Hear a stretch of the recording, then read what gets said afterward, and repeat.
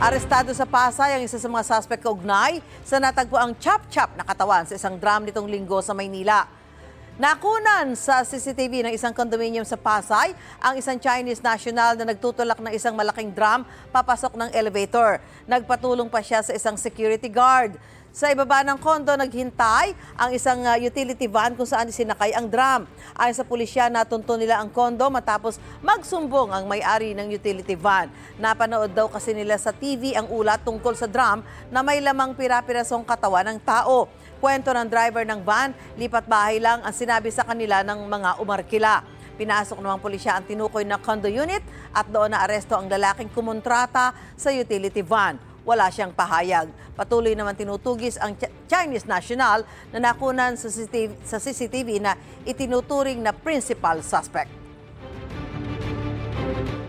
Pumunta talaga kami doon. Talagang andun pa yung yung blood stain, yung unan, ang daming dugo, tapos meron pa yung yung mga parang karkasis ng katawan. At saka yung map meron pang dugo na talagang nilinis na rin talaga, pero meron pa rin talaga mga dugo na naiwan doon sa sa master's bedroom.